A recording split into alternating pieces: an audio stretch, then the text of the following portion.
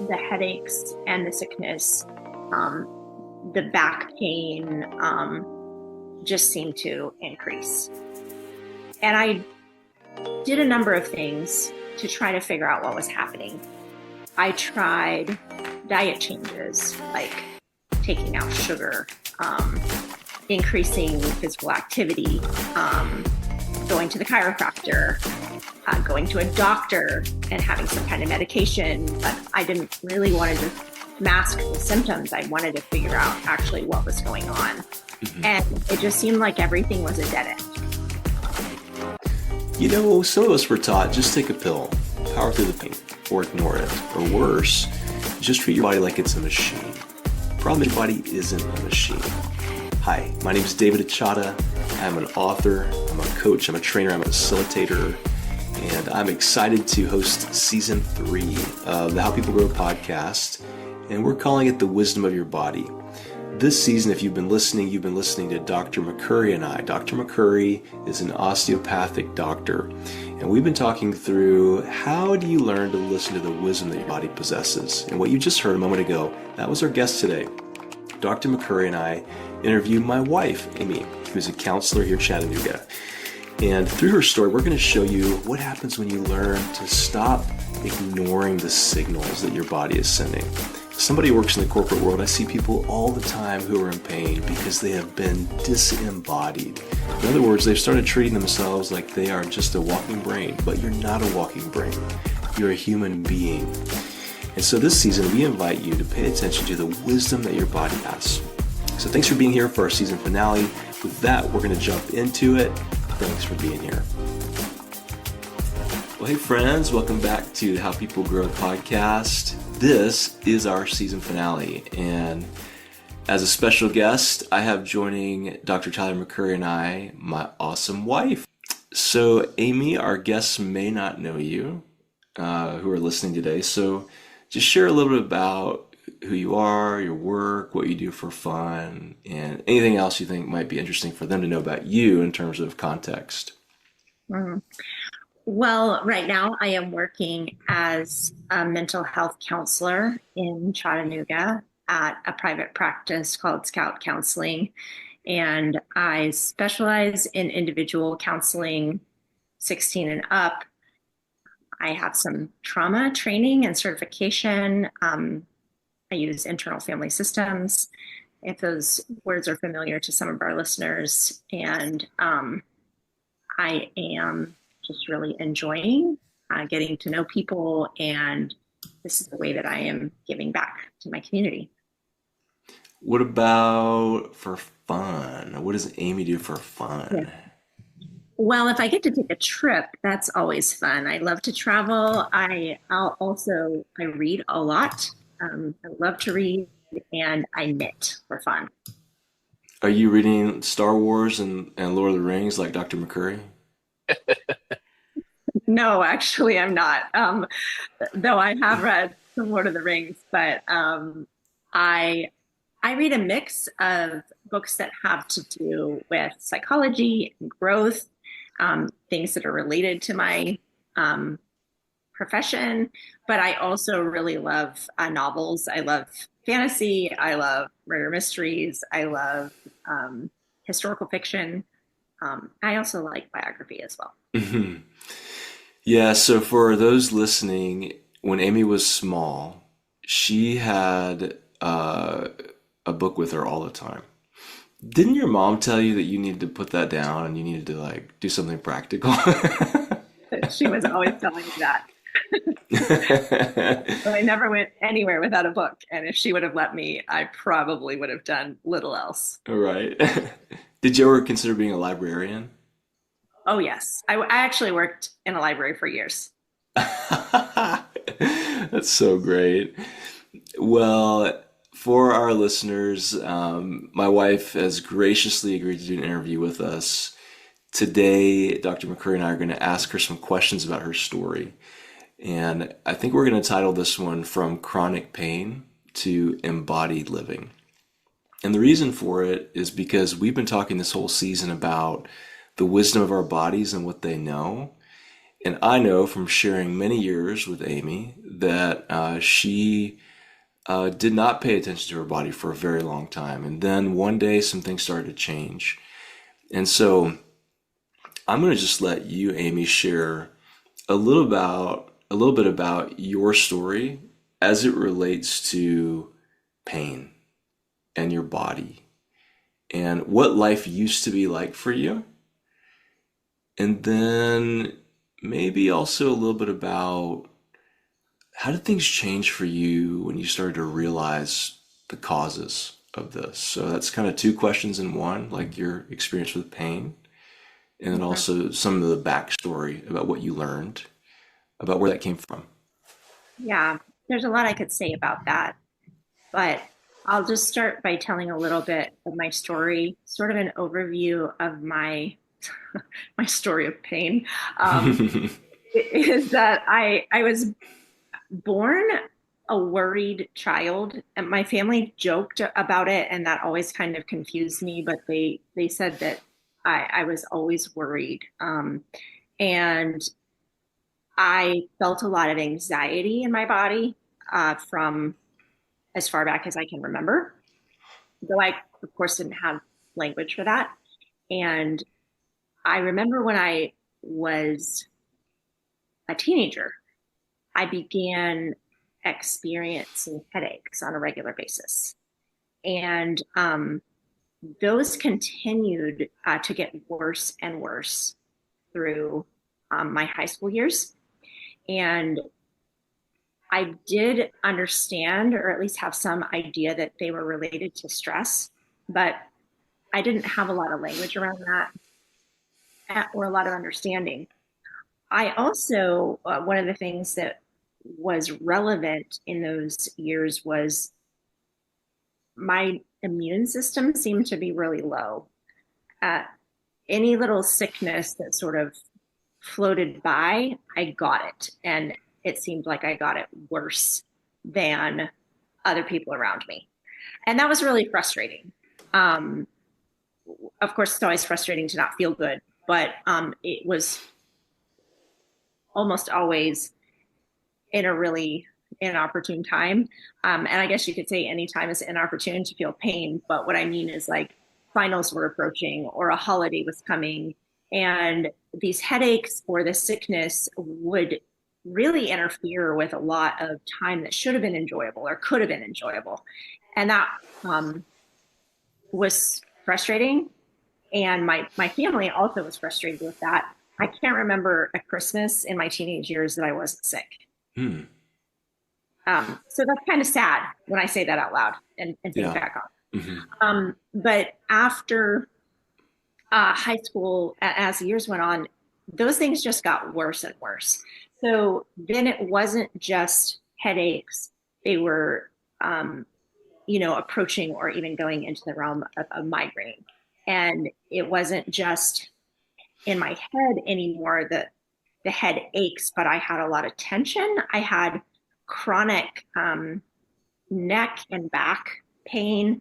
Um, it seemed like I was always pulling my back out or winding up on the floor, not able to get up, or my head was stuck to the side and I couldn't move it.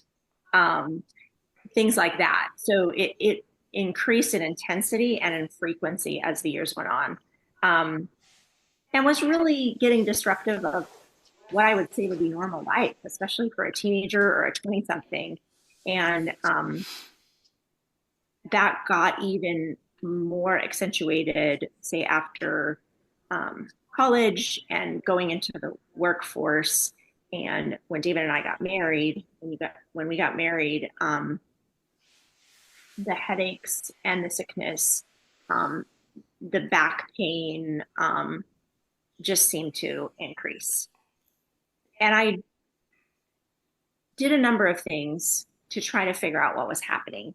Um, I tried diet changes, like taking out sugar, increasing physical activity, going to the chiropractor, going to a doctor and having some kind of medication. But I didn't really want to just mask the symptoms. I wanted to figure out actually what was going on.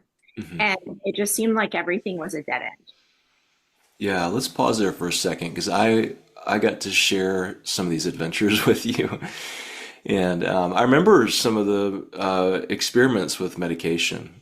And I remember one time in particular when we lived in Michigan years ago, you just came home feeling really subdued. You're like, I don't like this. And that was the realization that there was masking of pain. And you didn't want to live essentially like walking around the world stoned. Like that's how it kind of felt. And kids come along and there's even more aches and pains. And I want to have you share some about that in a second. But from a medical perspective, Tyler, when you hear this, everything that's Mm. happening, when this person comes into your office and says, I don't know what's wrong, my head gets stuck, I'm always get sick before holidays, I'm laid out on the floor sometimes because my back hurts so bad. I've tried chiropractors, I've tried medicine, I've tried all these things, and nothing is working. What's happening in you, and what are you thinking is going on here in this situation? So, I mean, that's a pretty typical um, story that we will hear from people that have trauma in their past. A lot of the unexplained aches and pains, a lot of unexplained illnesses, don't know where they're coming from, can't seem to get over them. Um, and so, essentially what's going on in the body, we've talked a lot about the dysregulation of the central nervous system and the sympathetic versus parasympathetic, the fight or flight or the rest and relax. Um, but I mean, other things that happens is you get an increased inflammatory response. People that have had traumas and have stress, the inflammation in their body actually goes up, um, and that's due to different things in the body called cytokines, which are like inflammatory signalers. Um, those will lower the pain threshold and increase your sensitivity to pain. And so Hmm. that will cause things like migraines, autoimmune conditions, myofascial pain syndromes, stuff like that. Um, but we also notice there's disruption in the overall balance of the brain and the body, both the brain in itself, but also the brain body connection, the mind body connection. Um, Certain things that we'll see is one is like your amygdala, which is your fear center, will become hyperactive. And so you're just kind of always alert and always afraid. Um, your hippocampus, which is where memory and context is stored, can actually start to shrink and will misprocess some of your memories. That's why people say they have trouble remembering things. Was it one attacker or was it three? They cannot bring themselves to remember.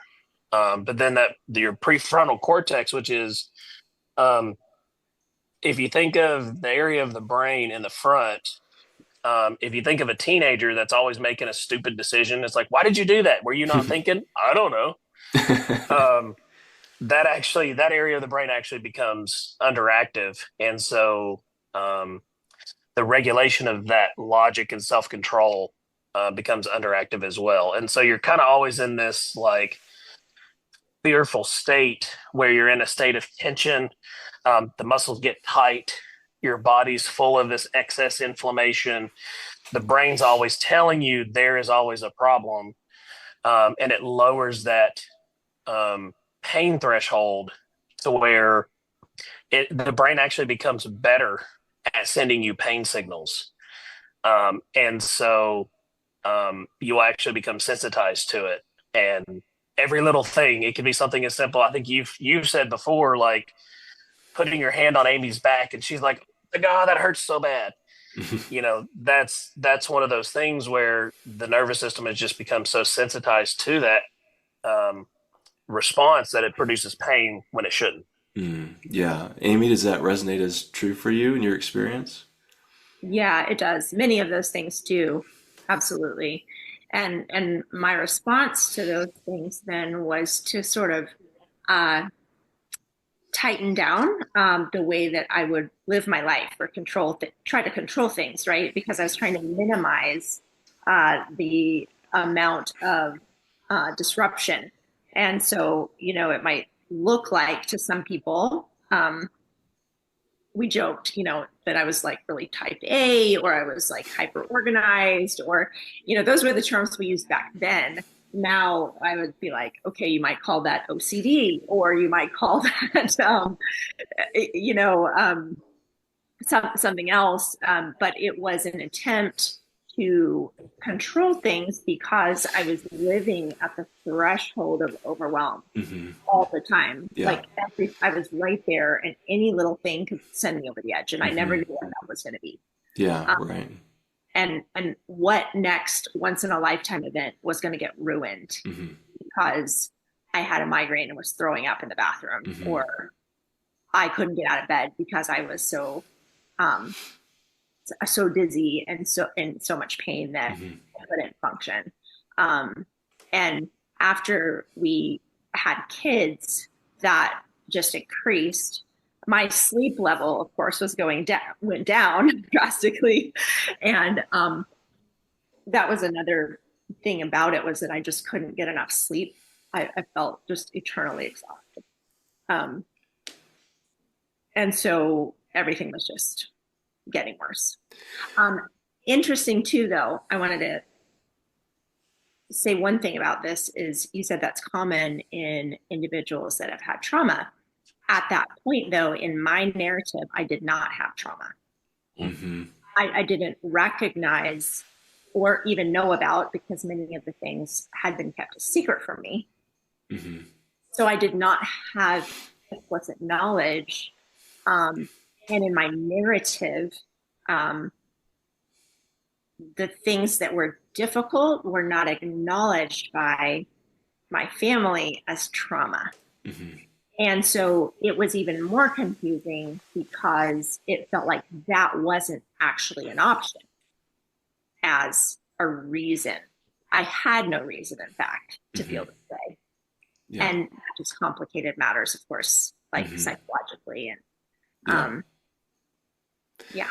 Yeah, one crucial wrong move, Amy, that you made was you in your life to be very careful in type A is you married Mr. Adventure. So Mr. Adventure comes along and says, "Hey, I got an idea. Let's start our lives completely over and leave Orlando, Florida, and go to the Pacific Northwest, where I'll start a business in the corporate world." And Amy's like, "Okay." Wasn't that easy, but wasn't that simple, but we moved all over the country for years. And that's a whole other set of podcasts right there. And it was hard.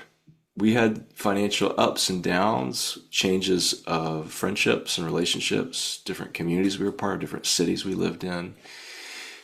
And some hard stuff happened where I've talked about in this series, a season, that's what I'm looking for, this podcast season. And my mother died, and I was away for many months taking care of her. Came back to California. I had a bit of a meltdown. We ended up moving to Tennessee to get away from the noise and the busyness of California. I went through a season of slowing down. I didn't slow down enough, but I slowed down a little bit. And what happened was that I remember like 6 months after our move, I was like, "Amy, I think I'm feeling better. I'm starting to think a little bit about the future again." And Amy, I don't know if you remember, but you said something to me the effect of, "It's my turn now. Like I need a chance to fall apart. I'm exhausted."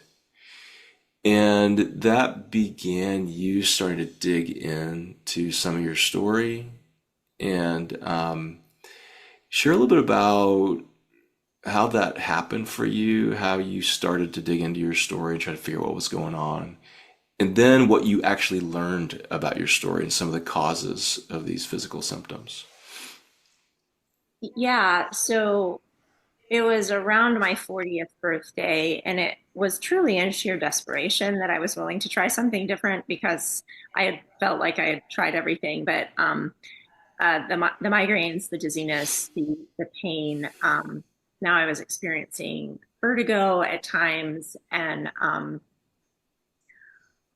Also, to Dr. McCurry's point earlier, you were speaking about the memory. I didn't have a lot of childhood memories, um, and I had so much anxiety in my body that I was having panic attacks, social anxiety, like new things, like things that I had not experienced before. It was like now it's just getting worse, and things are coming up that were never there before.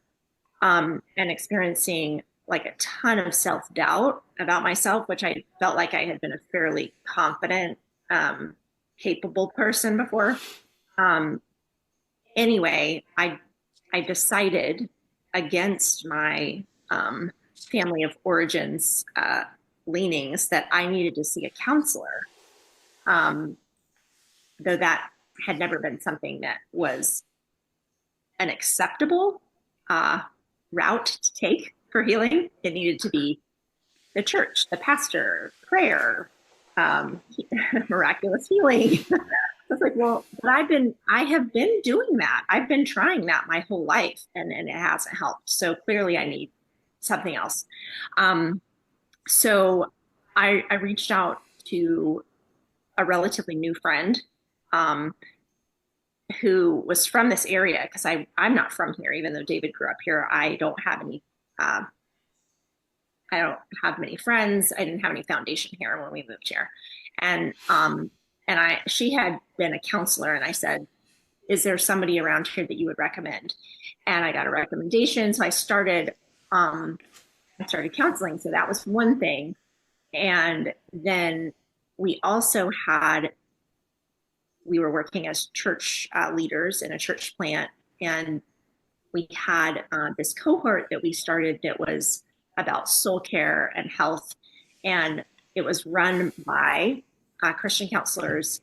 And when I explained about my memory lack of memories from childhood, the anxiety in my body, that's when I actually began learning about the nervous system, and that my nervous system was like set on high alert. They explained it like a smoke alarm that's too sensitive, and it's just always going off. And I resonated with that so highly. I was like, yes, I am the smoke alarm that won't stop chirping. That's right. And I'm tired of it. I've got to get out of this place. Somebody take the batteries out. I know what to do. And another thing that I started around that same time was I started yoga. There's now a friend, but a new friend at the time, who taught a Christ-centered yoga class that I began going to and I began practicing.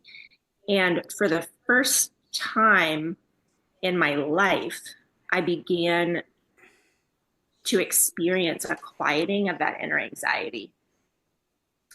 Also, there was that invitation for me to come back to my body, because I had been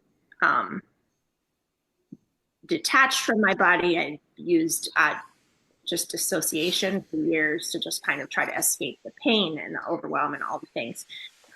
So those were some of the things that I began doing, along with my own reading regimen. And David is raising his hand. Yeah, I want to pause here for a second. Yeah.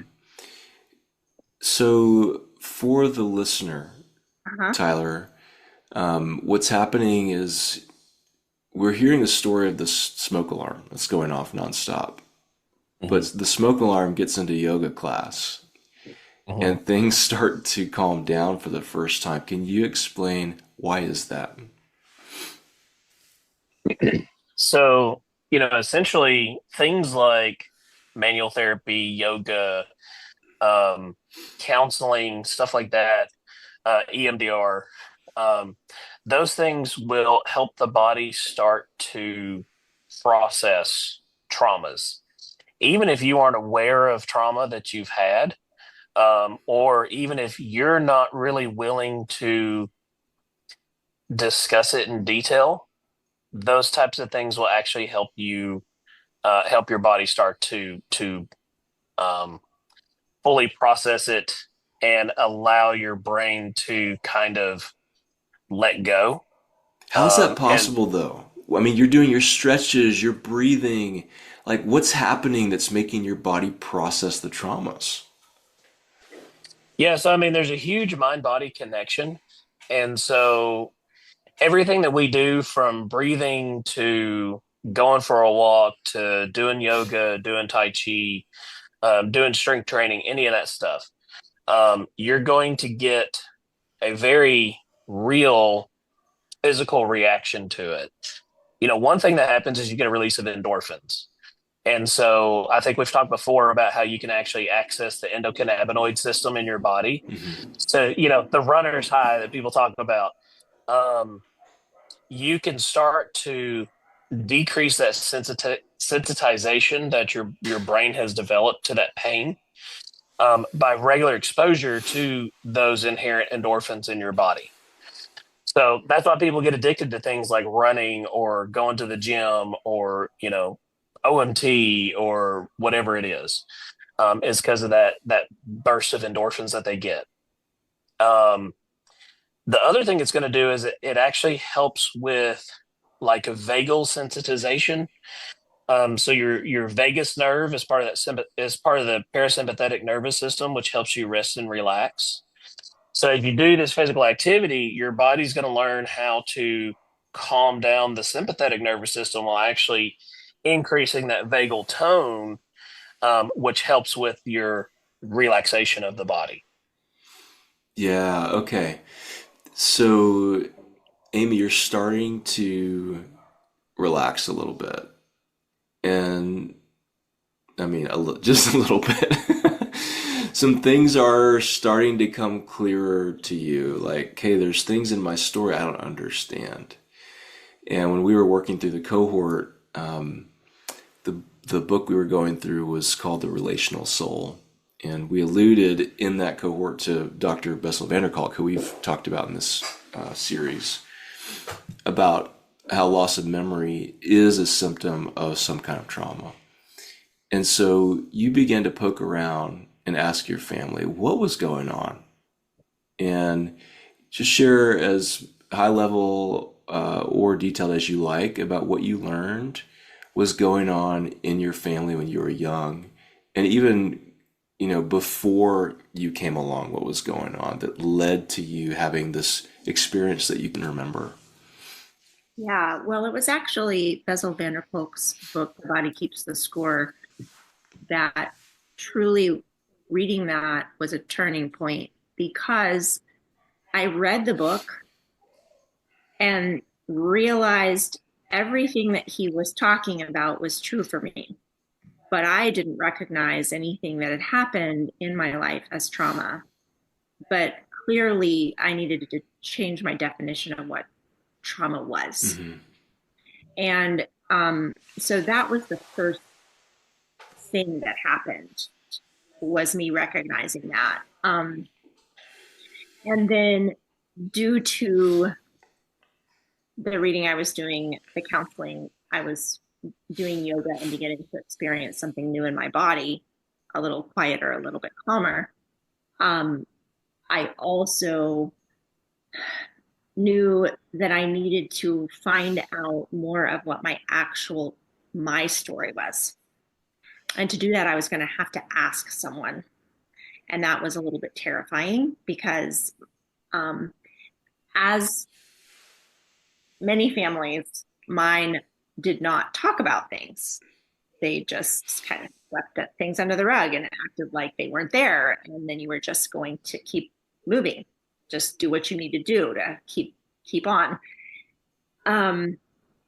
So I began to think who would be the easiest person to talk to. So I identified the most likely family member to tell me something. And I reached out and said, okay, here are some of the things I'm experiencing. I'm having continual, like intense anxiety. I'm having chronic headaches. now I'm experiencing all kinds of self-doubt and shame, also disconnection from my body. Like, um, I'm having a really hard time and I need some help. And I learned some things. Um, I learned some things about my family that I had never known before, um, namely that my dad had been chronically unfaithful to my mom. And one of the worst, I don't know if you can rank them, it's all horrible that that happened at all, but that it happened multiple times over an extended period of time. Um, and my mom decided that it was better to forgive and have our family stay intact than for my brother and I to grow up in a divided home. That was her choice. She made that choice. Um, and I see why she did that. However, what I experienced when one of those times I was, I would have been in utero about, my mom was 6 months pregnant with me, um, that I was literally swimming in like stress hormones, right? I'm like swimming in the amniotic Hmm. anxiety. And then I'm born so quickly, so soon after that, when nothing was resolved, and my mom clearly was in pain and struggling, and she was crying. She was, we can assume unable to attune on a consistent basis. At least there was just lots of stuff going on in her and for her, and the stress level was very, very high. And I didn't know any of that ever. And then she stayed with my dad, but that was not the last time that that happened. So there were years, because they actually stayed married until I left for college. So 19, 18 years of that after I was born. But my mom chose to keep that a secret from me and instead pretended like everything was fine. Well, you know that when you're a child and something is wrong in your family, you can feel it. Hmm. You might not know what it is, and you can't put a story to it, but you know something's wrong. Well, if mom's always crying and mom and dad are not getting along and they're fighting, that's trauma for a child. And to have that be the only story that I was exposed to. But not only that, there was the process of mystification where they were telling me that everything was fine. Hmm. You were acting like everything was fine. And so therefore I internalized, as all kids do developmentally, it must be me. I Yeah. can't trust my own knowing. I can't trust my intuition. I have to trust these people that are older and wiser than me and that I'm dependent on for care. Now, I didn't have any of that language when I first heard this story, but those are some of the things that I've learned since. Some of the things that I can see impacted me in a way that led to some of the things that we've already been talking about. Hmm. Yeah. Yeah. And I want to add in for our listeners the even broader context is that Amy's dad was a Korean War orphan. So he was raised in an environment where everything was up in the air, and he was given up for adoption and was adopted into a family that was abusive. And he grew up thinking, I'm going to make something of myself. I'm never going back to poverty. I'm never going back to pain. And psychologically speaking, when you start to tell yourself a story like that, that means that pain and need is not okay. And, we humans are amazing in that we'll find a way to get our needs met. And so,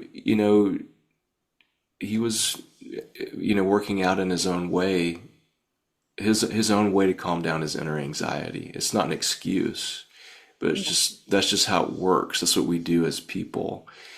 And and so Amy, that passes down to you. Like pain and need is not okay. And so what would you do to yourself internally when you would be in pain and you would have need? Well, to put it simply, I cut myself off from the feelings. So I cut myself off from my own bodily signals, my intuition, um, because there was no where for that to go. Hmm. No one was listening. No one was asking me questions. No one was asking if I was okay. In fact, they were saying, "You are okay." So as a young child, I was really sensitive. I cried a lot. I needed help regulating my body, but I wasn't getting it. All I was getting was anger or frustration that I was tearful or sad or unhappy. And the phrase that got repeated in my family was, "Be happy, Amy, be happy." Mm-hmm. Smile, Hmm. which meant I had to pretend, even if I didn't feel that way, Yeah. in order to have connection, to have belonging, to Hmm. have approval. And you add on top of that, the bigger context was that we were part of a really um, fundamentalist, Strict. strict religion that put a high priority on appearance and behavior. And so all of that just got turned up, right? Hmm. Hmm. Yeah. Yeah. The layers keep piling on. Like, not only is there this story, not only there's these things going on in the family, there's the religious stuff. Plus, there's also the personality thing. Because you're prone toward being good and following the rules. So you have your family who says, be good. Okay. So you're cutting off your real feelings and needs. And so Tyler, medically and in terms of the body, what is happening to this person who's growing up and developing in this environment? Oh man, there's a lot that goes on, especially um, you hear about ACEs, adverse childhood events. Hmm. You know, anything that happens to a child at a young age can lead to issues later on in life. That can be something like parents have a mental health issue, even something like anxiety or depression. That can be violence in the home. That can be any sort of abuse, whether it be, emotional, physical, sexual, whatever it is. Um, Having a parent that went to jail, all those things can lead to higher rates of mental health disorders, substance use disorder, um, even like going to prison yourself, high rates of obesity and metabolic disorders like diabetes, those kinds of things. And a lot of it is genetic. One of the things that we found is, especially from your father, the genetics that you get. Um, if your father was very anxious or very depressed or went through a lot of stress or things like that, that kind of trickles down to you into your genetics. And then, as you mentioned, you're just kind of as a baby floating around in the anxiety ocean. Hmm. Um, that is also going to raise, so like what your mom is going through while she's pregnant with you, that can raise levels of anxiety and depression in a child when they get older. Hmm. Um, So, you kind of get this. Well, one of the phrases I like to hear is genetics loads the gun, but lifestyle pulls the trigger. Mm, Um, mm, so, you're already set up genetically to be predisposed to mental health issues, anxiety, depression, those kinds of things. But then you have this lifestyle that you weren't fully aware of, or maybe you were and your brain kind of blocked it out. Because kids are pretty good about picking up on things, but then also, try to put the rose-colored glasses on it. Um, so, genetically, you're already primed for this, but then lifestyle, because you grew up dealing with these things, it just kind of set you off and hmm. set you up for that. Yeah. Yeah, and the twists and turns in this story are so many. And Amy, I don't know if you will, but one day I hope you'll write about this and it'll bless a million people. But by God's grace and through a lot of work, you are pain free now. You're sickness free now. You're not always getting sick when a little cold comes through the house. Like if in the past, if I would have had a cold, you would get it too. It doesn't always work that way anymore. So share with us, like you dug in, you learned some of these things about your story that you didn't know before, Mhm. but you had to keep going with your own personal work and practices. And so share with us a little bit about what did the road to stability look like for you? And I'm not just talking external, like internal stability. Hmm. Yeah, that's a really good question. There is a lot I could say about that. One of the things that has been priceless is a practice of self compassion and learning to be gentle with myself. I had a really loud, strong internal critic, um, based on the environment that I grew up in, right? The religion and the family and the everything has to be perfect. Um, I internalized it all and then just cranked up the volume to make sure that no one would criticize me, no one would find any fault with me. Um, Not that that really worked, but that's subconsciously what I was trying to do. And so my internal experience was harsh and critical and demanding, to put it mildly. And I was introduced to the work of Kristen Neff, who just is the self compassion guru. And I thought, this stuff is ridiculous. So does everyone when they first start. Yeah, Yeah. and explain briefly what is self-compassion? Well, there's a few elements to it, but the gist is um, can I extend kindness to myself and allow myself to be human? So that means that I'm going to make mistakes and I'm going to fall short, and I deserve kindness and respect just as any other person would. Um, and one of my windows into that, because I couldn't access it for myself at all, like it just was too far from where I was. Um, Kristen Neff uses the inroad of think of a dear friend who you care a lot about. And if they were going through a similar situation, how would you speak to them? How would you treat them? And then, okay, now turn around and do that for yourself. Like give that to yourself. Um, so that was one of the things that drastically changed things for me. Continuing to work towards embodiment, and this is a process that I'm still in. It is by no means complete, but the yoga was the start of it for me to let me come back into my body. But as I had said about this harsh inner critic, like my body was not a safe place to be. I wasn't safe to be with myself because I was unkind. And um, so I had to work at, and I'm still working at, learning to accept all the parts of myself that I had exiled and pushed away and hidden from for my whole life.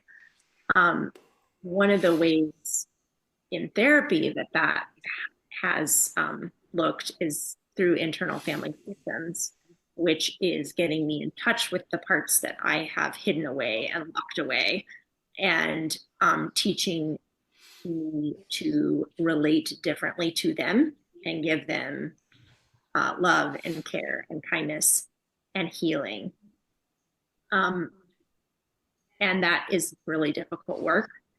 And usually I need the help of a trained therapist to do that. Mhm. I don't necessarily always give what I need to myself, um, though I am getting better at that. Mhm. Um, so those things have been vital. Um, but I can't also like really underestimate the power of story and sharing my story once I began learning it with empathic, compassionate listeners, because that is healing as well. To have someone witness my story and see the pain in their face, or to have them say the words, that's horrible. Like that should have never happened to you. Or I can't believe that you had to live that way for so many years. Um, that process has been healing and reparative, and also has helped me to be honest with myself about what my story is. Mhm. Yeah. Dr. McCurry, when you're listening to this and you're Mhm. hearing, Amy's gone through some stuff and she's gotten some new practices, and this might kind of dip into what you said you should have been, a psychiatrist. Um, but how is it healing physiologically for a person to have empathy? I mean, meaning like from someone else. Yeah. Um, empathy is important, not only you for someone else, but also you for yourself. Um, Amy, I've heard you say before, um, you're not in a body, you are a body. And it's kind of like that dissociation where, you're almost walking around in this fugue state of like, who am I? I'm just kind of, floating around, but there's this bag of bones over here that's going through all this, and I don't know why. Um, I think by having that empathy for yourself, it helps you um, it helps you reconnect with who you are. And to use another phrase that I've heard you say, it's having a reunion with your body. Hmm. Um, it helps you bring yourself back and kind of reattach. I almost think of it like um, Peter Pan and his shadow. He's constantly trying to chase his shadow and trying to get it to reattach, and he can't. Once you finally do, then you're whole again. Hmm. You know, um, I'd be interested, Amy, that I like that you use that phrase reunion with your body. I'm just curious what led you to frame it that way, and what does that mean to you? Yeah. That's probably like a whole other season of podcasts, but Okay, let's do it. Me and Amy. so actually, I didn't coin that phrase. That was Glennon Doyle, the Hmm. author and podcaster and speaker. Um, very shortly after I read the Bessel van der Kolk book, I read Glennon Doyle's book called Love Warrior. In it, she was going to therapy, she was starting yoga, and she was writing about it. And it was very much like a parallel journey.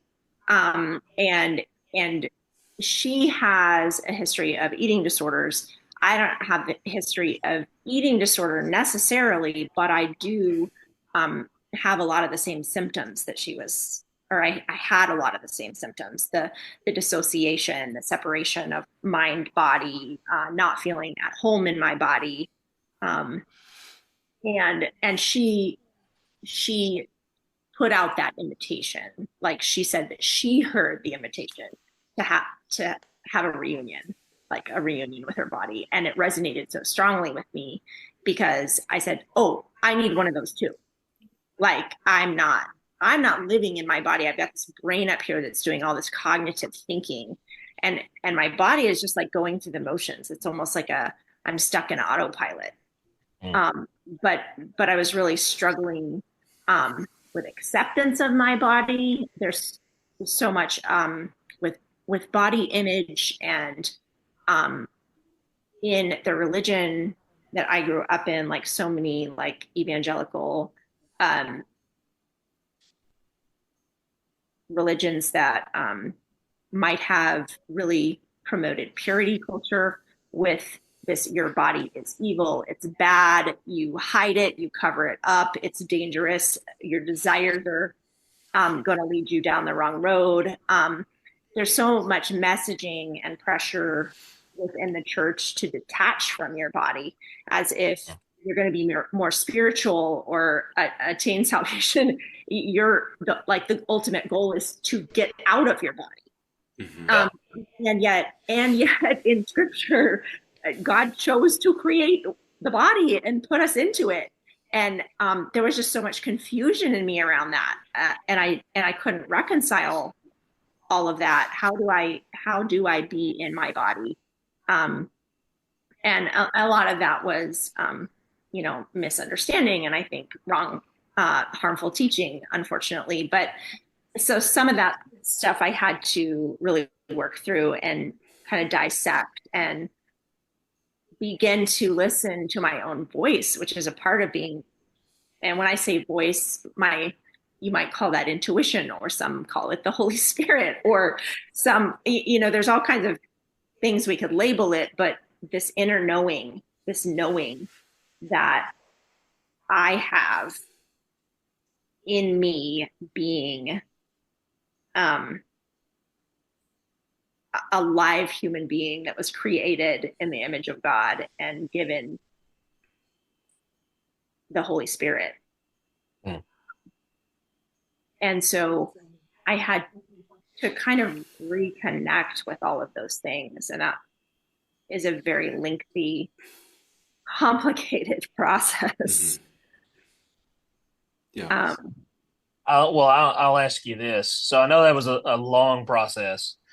Um, was there ever a specific moment where you felt like you were home again?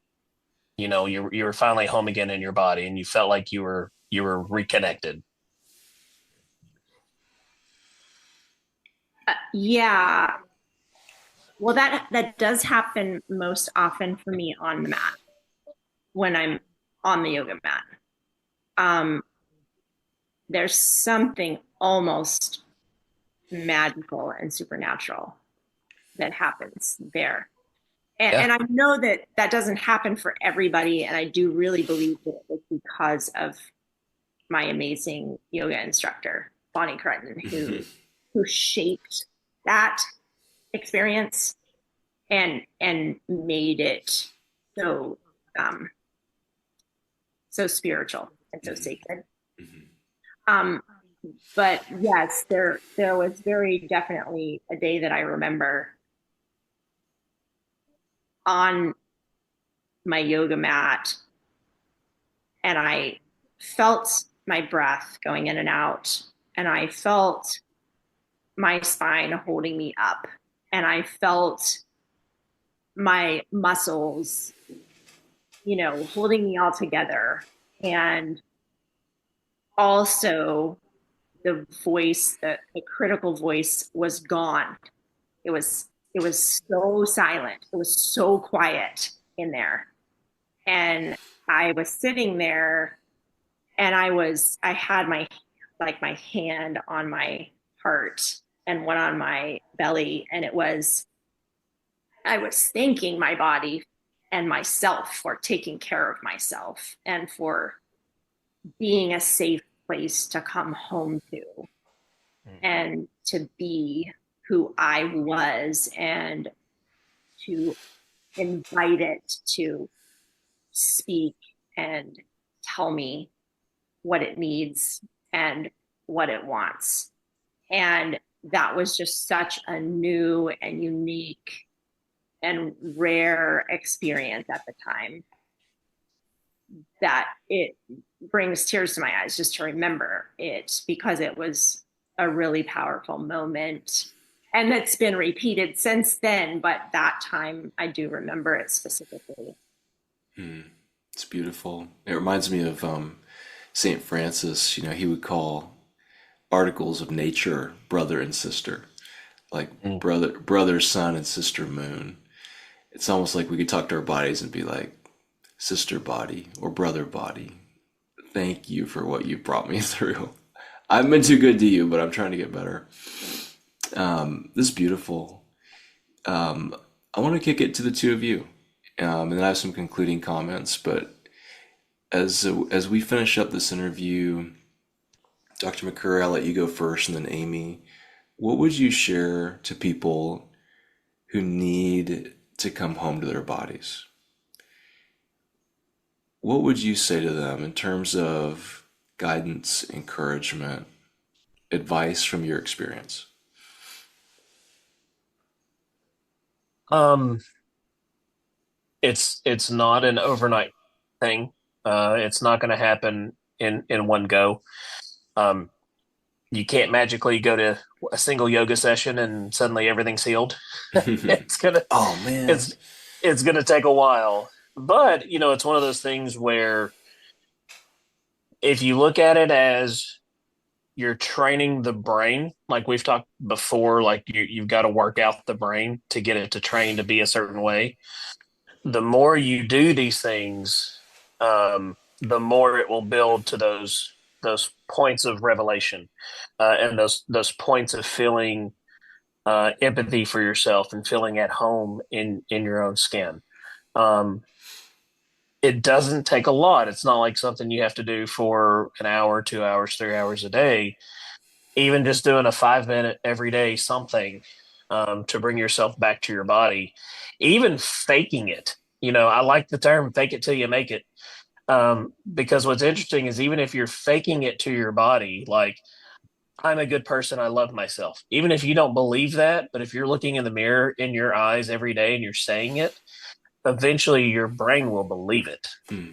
And so sometimes it is just a matter of going through the motions, but doing it on a consistent basis. And then eventually you'll crack open that door that you can start putting a foot into the realm of, okay, well, this is the deep work that I need to get into. So, one big thing I would say is just get started. Just do something. Yeah. Doesn't have to be yoga if it's I mean, if fishing is where you feel comfortable, go fishing. Hmm. Do these things there. If it is, um, sitting on a couch reading a good book, use that as the opportunity to do it and take care of yourself. Hmm. So, but just get started somewhere. Yeah, that's great. Thanks for that. What about you, Amy? What advice would you give for people who need to come home to their bodies? Yeah, well, I really do echo what Dr. McCurry said. It's a process, it is not a one time thing, and it takes some time and intention. I would say you have to slow down. um, you're not going to be able to just smash this into your to-do list amongst all the other. If you're going 100 miles an hour, you're not going to come home to your body. Like Hmm. you have to slow down, and you have to get quiet, whatever that means to you. Um, however, um, at least start practicing getting quiet, Mm. right? It might take some intention. But there are so many resources and there's so many ways to get um, help and skills. And I mean, there's the internet, there's YouTube, there's podcasts, there's books. I mean, go after it because it's possible. So that's the word of encouragement. It's like you can change. Mm-hmm. Yeah. You Yeah. can, and it will be hard, but it will be worth it. It's a good word. Thank you. Thanks, Amy. Thanks for being here. And Dr. McCurry, thank you for being here also.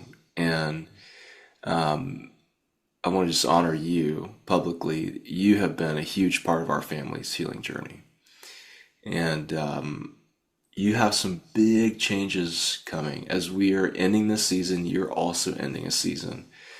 So share with us briefly what's happening with Dr. McCurry, Tennessee Osteopathic Center. What's going on? Yeah, so as we know it currently, the way that it is, Tennessee Osteopathic Center, we will be closing. So I will no longer be doing the direct primary care model that I've been doing for the last 5 years. I will actually be a professor in a medical school. And it's actually the my alma mater, the place that I went to medical school. They've put a satellite campus in Knoxville. And so I'll be getting to teach there, and teaching the next generations of students how to do osteopathic manipulation, as well as just how to be doctors. And so a lot of the things that we talked about this season, I'm hoping to bring with me and teach it to the students so that way they can take it and run with it by the time they get done. Mm-hmm. Tennessee Osteopathic Center as a DPC may be closing, but it's probably still going to be around in other forms and fashions. One of which is I'm working on a online osteopathic manipulation course, either for DOs that want to kind of rehone those skills, or MDs that didn't get a chance to learn this in medical school and now they want to. That's one thing I'm doing. And then another one, potentially doing some house calls for manipulation for those in the area that may want it. And so that may still be an active part of the practice as well. It's great. We may move to Knoxville, Amy. Let's pick it up and let's just go over there. Well, thank you for both of you for being here. We're going to finish up for our listeners. Thank you for joining us for this whole season. And if you haven't heard the other episodes, there's a lot of great ones previous to this one. Please go back and listen to The Wisdom of the Body. Next season, I've got some exciting stuff planned for you. I'm not going to give you any more teasers other than some great things are coming. Trust me. And I'm going to finish this up. Thanks to both of you for being here. And with that, we're going to finish up. So season 3 is finished, but we are not. So for those of you who have been enjoying this, I want to send you over to help support us at patreon.com/howpeoplegrow. You'll see 2 tiers of support there. One is called Serious Intention. It's only $9 a month. And with that, you get a monthly Zoom call and discussion. And we're having a fun time. There's a little community of us forming. We get together monthly to discuss some of these episodes. So go over there and get involved. The second tier is more pricey, but it's worth it. It's called Serious Intention, and it is $199 a month. And what you get with that is you get the monthly Zoom discussion, plus you get quarterly coaching, plus you get a yearly retreat with me. And I would love to spend that time with you, and that's one way you can do that. So I want to send you over to patreon.com/howpeoplegrow. Also, I want to remind you that at the end of the summer, end of July, beginning of August, we're going to start a new cohort called the Leadership Renewal Collective. The content in that cohort was featured on Inc.com. I'm super proud of that. If you go over to achatacoaching.com, you'll see on the homepage there a coaching cohorts button.